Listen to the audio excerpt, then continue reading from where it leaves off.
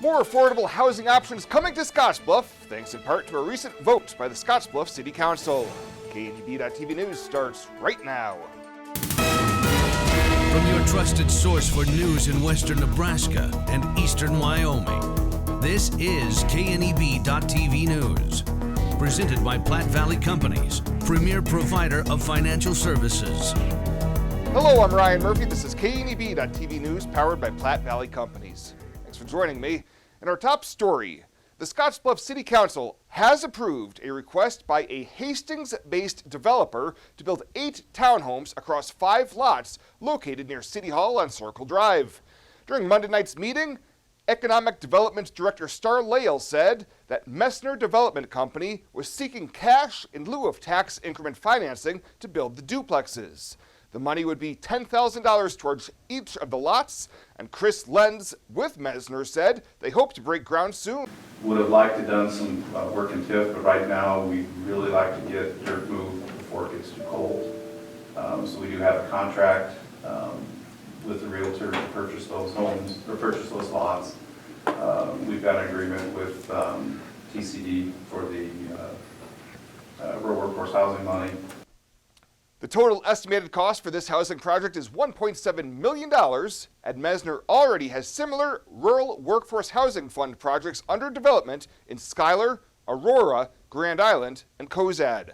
The council ultimately voted unanimously to approve the funding, which will not need to be paid until Messner receives a certificate of occupancy for all 8 townhomes. Well, a $250,000 bond set for a Greeley man who was caught with nearly 2 ounces of methamphetamine following a traffic stop conducted by the Scottsbluff County Sheriff's Department. Court records show that 28-year-old Ray Gonzalez, also known as Ray Torres, was pulled over by deputies in July for having expired tags. The deputy asked Gonzalez if he had anything on him that they should know about, and he admitted to having meth and turned over a brown bag containing more than 53 grams of suspected methamphetamine. A warrant was issued after the drugs came back from the state crime lab as positive, and he was arrested Tuesday morning. Gonzalez was arraigned on the Class 1C felony charge Wednesday afternoon in Scottsbluff County Court. If convicted, he could face a prison sentence ranging from 5 to 50 years. We'll have more news right after this. Tired of feeling stuck? Not sure if you are on the right track? Platte Valley Bank can help keep your finances moving forward with checking account options to fit your lifestyle and an online account chooser to make finding the right account easy. Control your financial future with helpful budgeting tools and automatic savings plans. Now is the time to enjoy the ride with Platte Valley Bank. You belong here. Changing leaf colors means yard work. Your friends at Tri-City Stormwater wants to remind you of the proper way to dispose of fallen leaves. Leaves make great mulch for trees and bushes and compost for future gardens. The city also has yard waste bins, so they can dispose of all your leaves at the city compost facility. Always keep your leaves out of the gutters. Not only do they cause clogging and flooding, they can pollute our waterways by causing nutrient overload. So keep your yard looking good and your drinking water safe, because it's our water, our responsibility.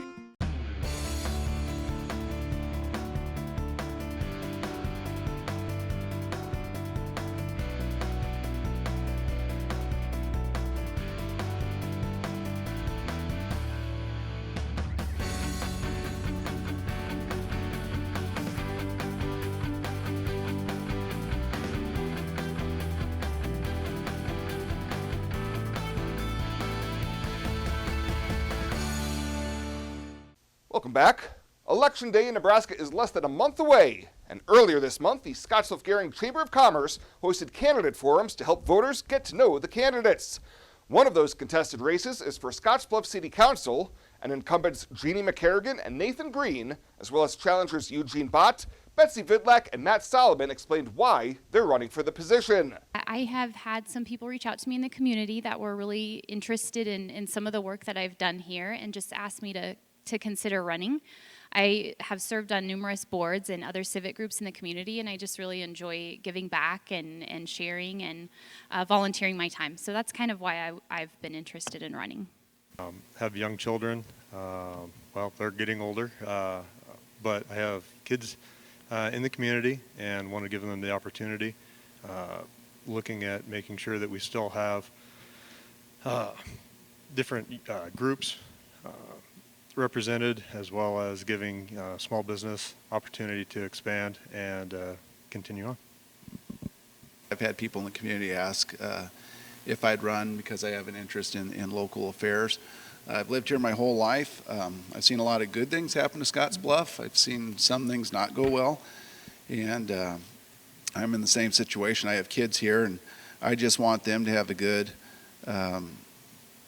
setting here in the city to grow and prosper. Well, as a, I guess the senior member of this group, I guess I want to represent some of the seniors of our area and also the business people of the area, in that I own a business and have had one in Scottsbluff for over 20 years.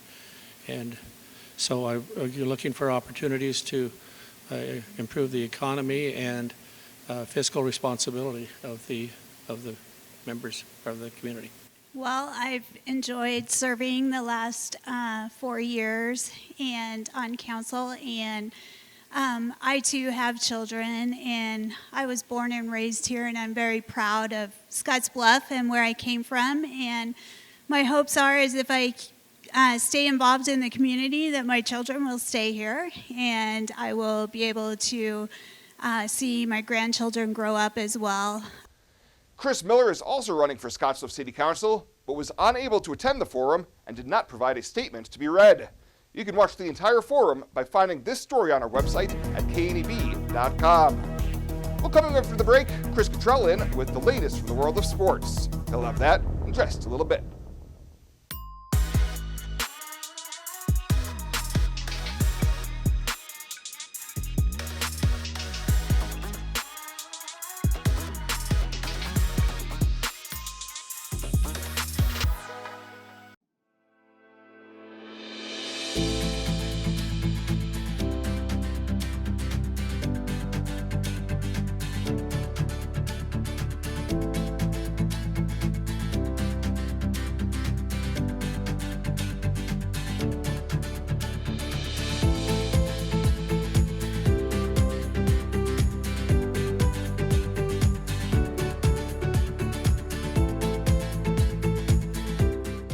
Morrill County Community Hospital and the behavioral health providers are here to help. Amber Dean specializes in mental health care, which includes medication and therapy across a person's lifespan. Melody Lacey helps people deal with a wide range of behavioral problems, from depression and anxiety to child psychiatry. Our dedicated team is committed to you and our community every time. At Morrill County Community Hospital, Bridgeport, Nebraska. Exceptional care right here at home.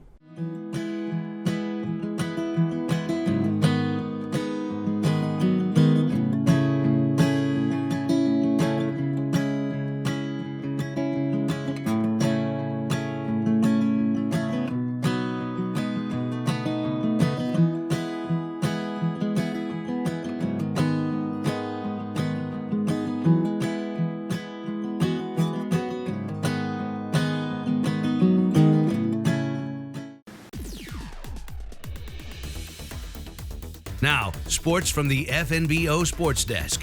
FNBO, the great big small bank.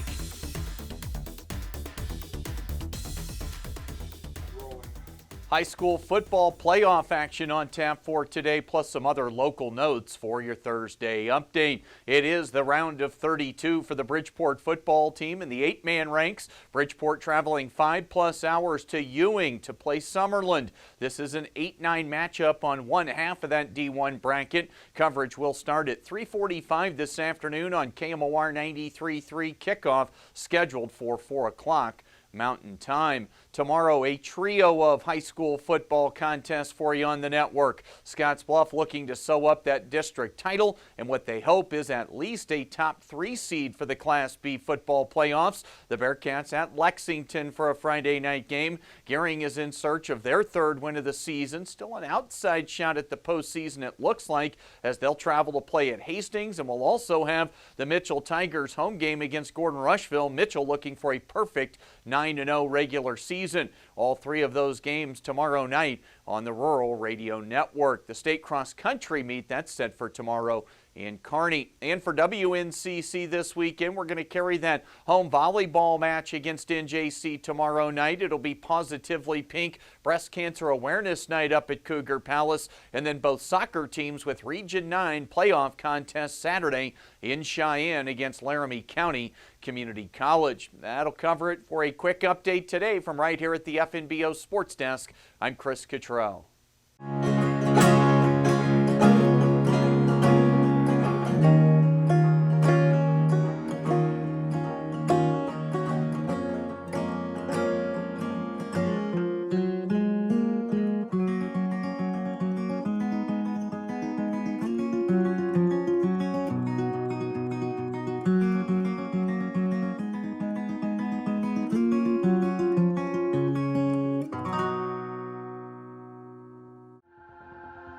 Culture trumps everything else.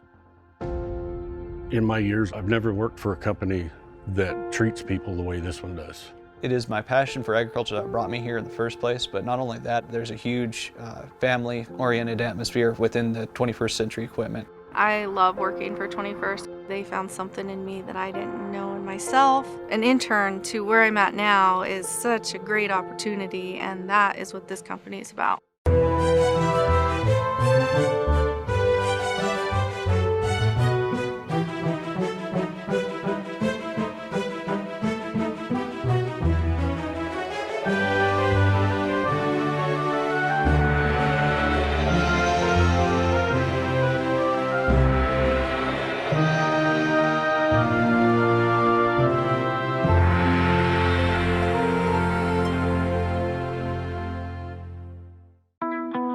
Well, let's take a look what's happening on today's community calendar.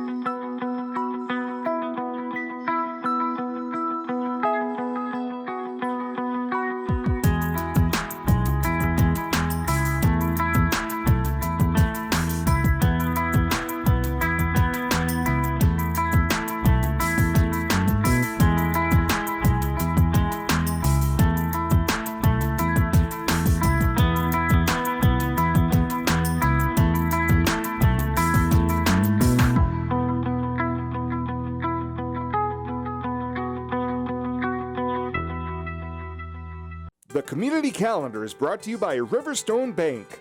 First State Bank is now Riverstone Bank. Community strong with the same people you know and trust. It's hunting season. Scan that QR code on the screen. Renewal by Anderson's awesome It's Hunting Season sale is on. Save big bucks, lots of dough, no bull. The hunt for perfect windows and doors is over. Renewal by Anderson is offering 20% off every window and door, plus an additional $500 off the entire project if purchased during the initial consultation. Plus this, no money down, no interest, no payments for 12 whole months, but hurry, pull that trigger fast. This sale ends October 31st. Scan that QR code, visit rbawyoming.com, and happy hunting, everyone. Looking for free instead of fees? Platte Valley Bank can help you keep your finances moving forward with no ATM fees. Whether you're headed to the lake, the mountains, or just to the grocery store, you can enjoy the freedom of free ATM access anywhere, anytime. Platte Valley Bank. You belong here.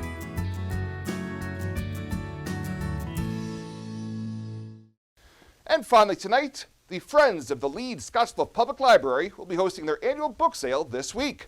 The sale will be held at the Hampton Inn and Suites in Scottsbluff on Saturday from 9 to 4 and Sunday from 1 to 3. Organizers say that everything is priced between 25 cents and $1 and will include new and used books, audiobooks, DVDs, puzzles, and more. Proceeds from the annual sale go to the Library Foundation. Well, that does it for us this time. Thank you so much for tuning in. Stay safe out there. We'll see you here next time.